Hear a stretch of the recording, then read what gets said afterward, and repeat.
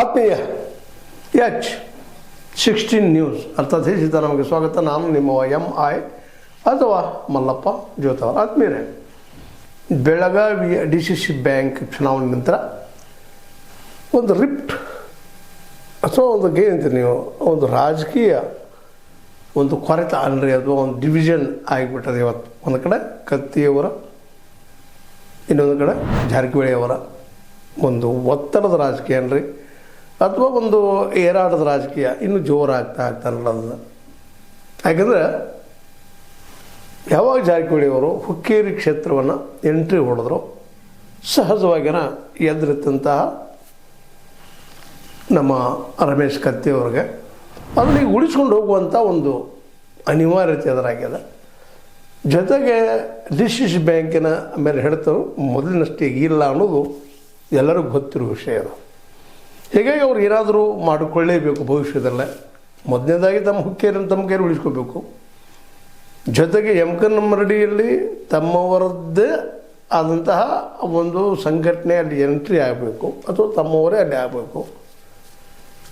ಒಟ್ಟಿನಲ್ಲಿ ಚಿಕ್ಕೋಡಿ ವಿಭಾಗದಲ್ಲಿ, ಚಿಕ್ಕೋಡಿ ಅಂದರೆ ಚಿಕ್ಕೋಡಿ ಸ್ವತಃ ತಾಲೂಕು, ಜೊತೆಗೆ ಹುಕ್ಕೇರಿ ಅಥಣಿಯವರೆಗೆ ಆ ಭಾಗದೆಲ್ಲ ರಾಯಬಾಗ ಹಿಡ್ಕೊಂಡು ತಮ್ಮ ಒಂದು ಆತ್ಮೀಯ ಹಿಡಿತ ಇಟ್ಕೊಳ್ಬೇಕು ಅನ್ನುವಂಥ ವಿಚಾರದಲ್ಲಿ ಇವತ್ತು ರಮೇಶ್ ಕತ್ತಿಯವರು ನಿಂತಿದ್ದಾರೆ ಅಂತ ಅನ್ನಿಸ್ತಾ ಇದೆ. ಯಾಕಂದರೆ ಅವರು ಇವತ್ತು ಏನಪ್ಪ ಅಂತಂದ್ರೆ, ಒಂದು ಈ DCC ಬ್ಯಾಂಕಿನ ಕುರಿತಾಗೆ ಒಂದಿಷ್ಟು ಏನಪ್ಪ ಅಂತಂದ್ರೆ, ಇಲ್ಲೇ ಹಾಲು ಮತದವ್ರನ್ನ DCC ಬ್ಯಾಂಕ್ ನಿರ್ದೇಶಕರ ಹಾಗೆ ಪರಿಗಣಿಸಬೇಕಾಗಿತ್ತು ಅಂತಲೂ ಅಂತ ಮಾತನ್ನು ಮಾಜಿ ಸದಸ್ಯ ವಿವೇಕರಾವ ಪಾಟೀಲ್ ಮತ್ತು ಕೌಜಲಿ ಮುಖಂಡ ರಾಜೇಂದ್ರ ಸನ್ನಕ್ಕಿ ಇವರಲ್ಲಿ ಯಾರನ್ನಾದರೂ ಇಲ್ಲೇ ಒಬ್ಬ ಹಾಲು ಮತದವರು ಅಥವಾ ಕುರುಬ ಸಮುದಾಯದಿಂದ ಬಂದಂಥ ವ್ಯಕ್ತಿ ಬರಬೇಕಾಗಿತ್ತು, ಅಲ್ಲಿರಬೇಕಾಗಿತ್ತು ಅನ್ನೋಂಥ ಮಾತನ್ನು ಹೇಳ್ತಾ ಇದ್ದಾರೆ. ಇದರರ್ಥ ಇವತ್ತು ಇದರಲ್ಲಿ ಈ ಸಹಕಾರ ಕ್ಷೇತ್ರದಲ್ಲಿ ರಾಜಕೀಯ ಬರ್ತಾ ಇದೆ ಅಂದರೆ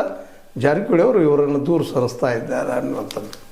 ಅವರು ಎರಡೂ ಕಡೆ, ಒಂದು ಕಡೆ ರಾಜೇಂದ್ರ ಸನ್ನಕ್ಕಿ ಇವತ್ತು ಜಾರಕಿಹೊಳಿ ಅವ್ರ ಜೊತೆಗೆ ಅಷ್ಟು ಕಷ್ಟ ಅನ್ನುವಂಥದ್ದು ವಾತಾವರಣ ಅದು. ಅದ್ರ ಬಗ್ಗೆ ಇಲ್ಲಿ ರಾಜಕೀಯ ಬಗ್ಗೆ ಮಾತಾಡದೆ ಹೋದರೂ ಗೊತ್ತಾಗುವಂಥ ವಿಷಯ.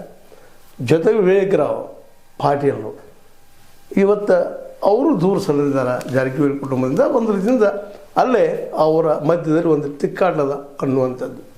ಅಂದರೆ ಹಾಲು ಮತದಿಂದ ನೀವೇನಿಲ್ಲ ಅವಕಾಶ ಕೊಡಲಿಲ್ಲ, ಇಲ್ಲಿ ರಾಜಕೀಯ ಮಾಡಿದಿರಿ ಅನ್ನುವಂಥ ಮಾತನ್ನು ಮಾತಾಡ್ತಾ ಅವರು ಒಂದೆರಡು ಮಾತು ಮಾತಾಡ್ತಾರೆ ಕತ್ತಿಯವರು.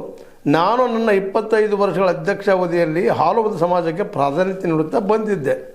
ಆದರೆ ಈ ಬಾರಿ ಆಡಳಿತ ಚುಕ್ಕ ಹಿಡಿದವರು ಇನ್ನೂವರೆಗೆ ಆ ಸಮಾಜಕ್ಕೆ ಆದ್ಯತೆ ನೀಡದಿರುವುದು ಖೇದಕರ ಸಂಗತಿ. ಅಂದರೆ ಇದು ಸೂಕ್ಷ್ಮವಾಗಿ ಎತ್ತಿ ಕಟ್ಟುವಂಥದ್ದು ಅಂತ ಜಾತಿ ನೆಲೆಗಟ್ಟಲ್ಲ. ಇವತ್ತು ಇಬ್ಬರು ರಾಜೇಂದ್ರ ಸನ್ನಕ್ಕಿ ಅವ್ರಿಗಿಂತಲೂ ಮುಖ್ಯವಾಗಿ ರಾಯಬಾಗ್ ಭಾಗದಲ್ಲೇ ವಿವೇಕರಾವ್ ಪಾಟೀಲ್ ಇವತ್ತಿಗೂ ರೆಕಗ್ನೈಸ್ ಆದಂತಹ VL ಪಾಟೀಲರ ಮಗ, ಜೊತೆಗೆ ಪ್ರಭಾವಿ ಅಲ್ಲಿಯ ರಾಯಬಾಗ್ ಕ್ಷೇತ್ರದ ನಾಯಕ. ಇವತ್ತು ಈ ಜಾರಕಿಹೊಳಿ ಜೊತೆಗೆ ಅಷ್ಟೇ ಕಷ್ಟ. ಒಂದು ಕಾಲಕ್ಕೆ ಜಾರಕಿಹೊಳಿ ಅವರು ಇವರಿಂದ ಅಥವಾ ಇವರಿಗೆ ರಾಜಕೀಯ ಮಿತ್ರತ್ವವನ್ನು ತೆಗೆದುಕೊಂಡು ಕೂಡಿ ಹೋದಂಥವ್ರು. ರಾಜೇಂದ್ರ ಸನ್ನಕ್ಕಿ ಅವರಂತೆ ಅವರು ಪೂರ್ತಿ ಜಾರಕಿಹೊಳಿ ಬೆಂಬಲಿಗರಂತ ಕರೆಸ್ಕೊಂಡಂಥವ್ರು. ಆದರೆ ಇವತ್ತು ಆ ಮೊದಲಿನ ಪ್ರೀತಿ ವಿಶ್ವಾಸ ಉಳಿದಿಲ್ಲ. ಅದಕ್ಕೆ ಇವರಲ್ಲಿ ಯಾರನ್ನಾದರೂ ಮಾಡಬೇಕಾಗಿತ್ತು, ಮಾಡಿಲ್ಲ ಅಂತ ಹೇಳ್ತಾ, ಸ್ವತಂತ್ರವಾದ ಮೀಡಿಯಾಗೆ ಬೇಕಾಗಿರುವುದು ಸ್ವತಂತ್ರ ಧ್ವನಿ. ಆ ಸ್ವತಂತ್ರ ಧ್ವನಿ ಉಳಿಸಲು ನೀವು ಮಾಡಬೇಕಾದದ್ದು ಇಷ್ಟೇ. ಅದೇನಪ್ಪಾ ಅಂತಂತಂದ್ರೆ, ನಿಮ್ಮ ಕೈಲಾದಷ್ಟು ಸಹಾಯ ಈ ಚಾನಲ್ಗೆ ಮಾಡಿ ಹಾಗೂ ನಿಮ್ಮ ಧ್ವನಿಯನ್ನು ಕಾಪಾಡಿಕೊಳ್ಳಿ. ಅದರಲ್ಲೂ ಮುಖ್ಯವಾಗಿ ಈ ನೆಲೆಯಲ್ಲಿ ಒಂದಿಷ್ಟು ಹಾಲು ಮತದ ಅಥವಾ ಕುರುಬ ಸಮುದಾಯದ ಒಂದಿಷ್ಟು ಆದ್ಯತೆ ಯಾವುದೇ ಕಾರ್ಯಕ್ರಮ ತೊಗೊಳ್ಬೇಕಾಗಿದ್ರು ಅಲ್ಲಿ ಮುಖ್ಯವಾಗಿ ನಾವು ಕರೆದು ಈ ಕುರುಬ ಸಮುದಾಯದ ಅದರಲ್ಲೂ ಹಾಲು ಮತದವ್ರನ್ನ ಕರೆಸಿ ಪೂಜೆ ಮಾಡ್ತೀವಿ. ಒಂದು ಧಾರ್ಮಿಕವಾಗಿ ಸಾಂಸ್ಕೃತಿಕವಾಗಿ ಮಾಡಿದ್ವಿ, ಅವ್ರಿಗೆ ಅವಕಾಶ ಕೊಟ್ಟಿಲ್ಲ ಅನ್ನುವಂಥ ಮಾತು. ಅದ್ರ ಜೊತೆಗೆ ರೈತರ ಆರ್ಥಿಕ ಜೀವನಾಡಿಯಾಗಿರೋ ಪ್ರಾಥಮಿಕ ಕೃಷಿ ಪತ್ತಿನ ಸಹಕಾರಿ ಸಂಘಗಳಲ್ಲಿ ರಾಜಕೀಯ ಬೆರೆಸಬಾರದು. ಒಂದು ವೇಳೆ ಯಾವುದಾದರೂ ತಾರತಮ್ಯ ಕೈಗೊಂಡಲ್ಲಿ ರೈತರು ಸಿಡಿದೇಳುವ ಪ್ರಸಂಗ ಉಂಟಾದರೂ ಆಶ್ಚರ್ಯ ಪಡಬೇಕಿಲ್ಲ. ಅಂದ್ರೆ ಈ ಮೂಲಕ ಈ ಜಾರಕಿಹೊಳಿ ಅವರಿಗೆ ಹೇಳ್ತಾ ಇದ್ದಾರೆ, ನೀವು ಇವ್ರಿಗೆ ಆದ್ಯತೆ ಕೊಡದೆ ಹೋದ್ರೆ ರೈತರು ಸೆಳೆದು ನಿಲ್ತಾರ ಅನ್ನೋದು. ಒಟ್ಟಾರೆ ಇದೆಲ್ಲ ಯಾಕೆ ಈ ಮಾತನ್ನು ಇಲ್ಲೇ ನಾನು ಚರ್ಚೆ ಮಾಡ್ತಾ ಇದ್ದೀನಿ ಅಂತಂದರೆ, ತಮ್ಮ ಒಂದು ಸಂಘಟನೆಯನ್ನು ಗಟ್ಟಿಗೊಳಿಸ್ತಾ ಇದ್ದಾರೆ. ಈ ಚಿಕ್ಕೋಡಿ ಭಾಗದಲ್ಲಿ ಗೋಕಾಕ್ ಅಂತೆ ಈಗ ಗೊತ್ತದ ಗೋಕಾಕ್ ಮತ್ತು ಅರಮನೆ ಕ್ಷೇತ್ರದಲ್ಲಿ ಅಂತ ಜಾರಕಿಹೊಳಿ ಅವರ ಏನು ಪ್ರಭಾವ ಹೆಚ್ಚದ. ಹೀಗಾಗಿ ಇಲ್ಲಿಗಿಂತಲೂ ಬೇರೆ ಕಡೆ ಎಲ್ಲ ತನ್ನ ಸಂಘಟನೆ ಮಾಡಿಕೊಳ್ಳುವಂಥದ್ದು. ಅಂದ್ರೆ ಜಿಲ್ಲೆಯಲ್ಲಿ ಇವ್ರನ್ನ ಏಕಾಂಗಿ ಮಾಡುವಂಥ ಒಂದು ಪ್ರಯತ್ನ ತಪ್ಪಂತಲ್ಲ. ಯಾಕೆ ರಾಜಕೀಯದಲ್ಲಿ ನಡೆಯುವಂಥದ್ದನ್ನು ಅದು. ಈಗ ಚಿಕ್ಕೋಡಿ ಭಾಗದಲ್ಲಿ ಈಗ ಜೊಲ್ಲೆ ಇವ್ರ ಕಡೆ ಇದ್ದಾರೆ, ಆದರೆ ಉತ್ತಮ್ ಪಾಟೀಲರು ಈಗ ನಮ್ಮ ರಮೇಶ್ ಕತ್ತಿ ಅವ್ರ ಜೊತೆಗೆ ಮೊನ್ನೆ DCC ಬ್ಯಾಂಕ್ ಎಲೆಕ್ಷನ್ದಲ್ಲಿ ಇವ್ರ ಕಡೆ ಹೆಚ್ಚಿಗೆ ಒಲವನ್ನು ತೋರಿಸ್ಕೊಳ್ತಾ ಇದ್ದಾರೆ. ಅದೇ ಕಾಲಕ್ಕೆ ಅಥಣಿ ಇಲ್ಲಿಂದ ಗೊತ್ತದ ಬುದ್ಧಿವಂತ ನಮ್ಮ ಲಕ್ಷ್ಮಣ ಸವದಿ ಅವರು ಇದ್ದಾರೆ, ಕಾಗೆ ಅವರು ಸಹಿತ ಅವರು ಇವ್ರ ಜೊತೆ ಕಾಣಿಸ್ಕೊಳ್ತಾ ಇದ್ದಾರೆ. ಹೀಗಾಗಿ ಚಿಕ್ಕೋಡಿ ಭಾಗದಲ್ಲಿ ತಮ್ಮ ಡಾಮಿನೆನ್ಸ್ನ ಹೆಚ್ಚು ಮಾಡಿಕೊಳ್ಳುವಂಥದ್ದು ಸಾಧ್ಯಷ್ಟು ಮಟ್ಟಿಗೆ ಮುಂಬರುವ ಚುನಾವಣೆಗಳಲ್ಲೇ ಆ ಭಾಗದಿಂದ ಜಾರಕಿಹೊಳಿ ಅವರನ್ನು ಹಿಂದಕ್ಕೆ ಅಟ್ಟುವಂಥ ಪ್ರಯತ್ನವನ್ನು ಈಗಲೇ ಶುರು ಮಾಡಿಬಿಡ್ಕೊಂಡ್ಬಿಟ್ಟಿದ್ದಾರಂತ. ಯಾಕಂದರೆ ಈಗಾಗಲೇ ಬಾಲಚಂದ್ರ ಜಾರಕಿಹೊಳಿ ಅವರು, ಸತೀಶ್ ಅವರು ಹುಕ್ಕೇರಿ ಏರಿಯಾದಲ್ಲೇ, ರಾಯಬಾಗ, ಕುಡುಚಿ ಏರಿಯಾ ತಮ್ಮ ಪ್ರಭಾವವನ್ನು ಹೆಚ್ಚು ಮಾಡೋಕ್ಕೆ ಪ್ರಯತ್ನ ಮಾಡ್ತಾ ಇದ್ದಾರೆ. ಹೀಗಾಗಿ ಇವತ್ತು ಅವ್ರಿಗೊಂದು ಪ್ರತಿಸ್ಪರ್ಧಿಯಾಗಿ ಒಂದು ಟೀಮನ್ನು ತಯಾರು ಮಾಡ್ಕೊಂಡಿರಲಿಲ್ಲ. ವಿವೇಕ್ ರಾವ್ ಅವರನ್ನು ಮತ್ತು ರಾಜೇಂದ್ರ ಸನ್ನಕ್ಕಿ ಅವ್ರನ್ನ. ರಾಜೇಂದ್ರ ಸನ್ನಕ್ಕಿ ವಿಶೇಷವಾಗಿ ಗೊತ್ತದ ಅರಬಾವಿ ಭಾಗದಲ್ಲಿ, ಅದರಲ್ಲೂ ಕೌದಲಿಗಿ ಭಾಗದಲ್ಲಿ ಒಂದು ರೀತಿ ಪ್ರಭಾವಿ ಆದಂಥ ವ್ಯಕ್ತಿಯಾಗಿ ಬೆಳೆದಿದ್ದಾರೆ ಕುರುಬ ಸಮುದಾಯದಲ್ಲೇ. ಜೊತೆಗೆ ವಿವೇಕ್ ರಾವ್ ಅಂತ ಅವ್ರ ತಂದೆಯವರಿಂದ ವಿಶೇಷವಾಗಿ ಈ ಒಂದು ಹಾಲ್ಮದ ಸಮಾಜದಲ್ಲೇ ಒಳ್ಳೆಯ ಹೆಸರು ಮತ್ತು ಜೊತೆ ಶಕ್ತಿಯನ್ನು ಆರ್ಥಿಕ ಭದ್ರತೆಯನ್ನು ಹೊಂದಿದಂಥವರು. ಇವೆಲ್ಲ ನೆಲೆಗಟ್ಟಿನಲ್ಲೇ ಜಾರಕಿಹೊಳಿ ವಿರೋಧಿಗಳು ಯಾರ್ಯಾರಿದ್ದಾರೋ ಅವ್ರನ್ನೆಲ್ಲರನ್ನೂ ಒಂದು ಮಾಡುವಂಥ ಒಂದು ಶತಪ್ರಯತ್ನವನ್ನು ರಮೇಶ್ ನಮ್ಮ ಕತ್ತಿಯವರು ಮಾಡ್ತಾಯಿದ್ದಾರೆ ಇವತ್ತು. ಯಾಕಂದರೆ ಅವ್ರ ಅಸ್ತಿತ್ವ ಉಳಿಸ್ಕೊಳ್ಳೋ ಸಲುವಾಗಿ ಅನಿವಾರ್ಯವಾಗಿ ಇವತ್ತು ಈ ಒಂದು ಏನಪ್ಪ ಅಂದ್ರೆ ವಿರೋಧಿ ಸಂಘಟನೆ ಮಾಡಿಕೊಂಡ ಮುಂಬರುವ ದಿನಗಳಲ್ಲಿ, ಯಾಕೆ 2028 ದೂರಿಲ್ಲ, ಅದರಲ್ಲೂ ಮುಖ್ಯವಾಗಿ MLA ಎಲೆಕ್ಷನ್ ಬಂದೇ ಬಿಡ್ತದೆ 2022 2.5 ವರ್ಷದಲ್ಲ.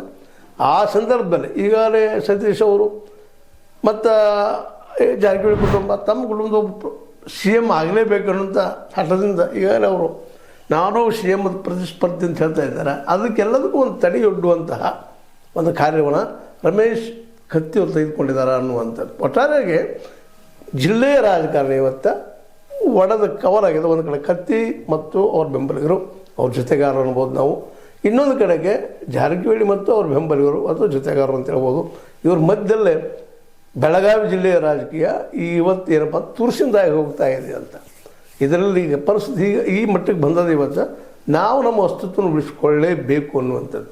ಈ ದಿಶೆಯಲ್ಲಿ ಕೆಲವು ಹಂತದವರೆಗೆ ಈ ನಮ್ಮ ರಮೇಶ್ ಕತ್ತಿಯವರು ಹುಕ್ಕೇರಿ ಭಾಗದಲ್ಲಿ ತಮ್ಮ ಅಸ್ತಿತ್ವ ಉಳಿಸ್ಕೊಳ್ಳಿ ಯಶಸ್ವಿಯಾಗಿದ್ದಾರೆ. ಅದನ್ನು ಮುಂದುವರ್ಸ್ಕೊಂಡು ಹೋಗ್ಬೇಕಲ್ಲ.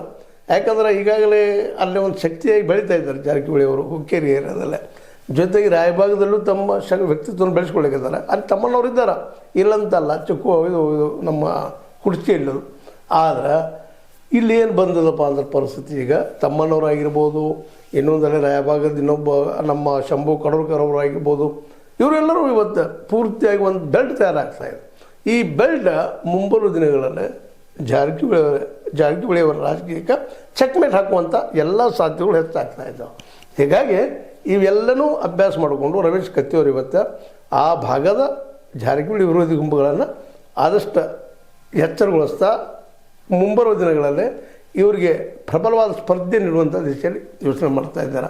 ಅದೇ ಕಾಲಕ್ಕೆ ಗೊತ್ತದ ರಮೇಶ್ ಕತ್ತಿಯವರು ಅವರು BJP ಇರೋದರಿಂದ ಈ ಅರಬಾವಿ ಕ್ಷೇತ್ರದಲ್ಲಂತೂ ಅವ್ರಿಗೆ BJP ನಮ್ಮ ಬಾಲಚಂದ್ರ ಇರೋದರಿಂದಾಗಿ ಅಲ್ಲಿ ಖಡಾಡಿ ಅವರಿಗೂ ಸಹಿತ ಒಂದಿಷ್ಟು ಅವಕಾಶ ಮಾಡಿಕೊಡುವಂಥದ್ದು ಪ್ರಯತ್ನ ಮಾಡ್ತಾ ಇದ್ದಾರೆ. ಹೀಗಾಗಿ ಒಟ್ಟಿನಲ್ಲಿ ಏನೋ ಈ ಸಲದ ಮುಂಬರುವ ಚುನಾವಣೆಗಳು ಈಗಲೇ ತಯಾರಿ ನಡೆಸಿದ್ದು ನೋಡಿದರೆ ತುರ್ಸಿನ ಆಗೋದ್ರಲ್ಲಿ ಎರಡು ಮಾತಿಲ್ಲ. ಬೆಳಗಾವಿ ಮುಂದಿನ ರಾಜಕೀಯ ಯಾರ ಪರಣ ಇವತ್ತಂತೂ ಜಾರಕಿಹೊಳಿ ಅವರು ತಮ್ಮ ಪ್ರಬಲ ವ್ಯಕ್ತಿತ್ವವನ್ನು ಉಳಿಸ್ಕೊಂಡಿದ್ದಾರೆ.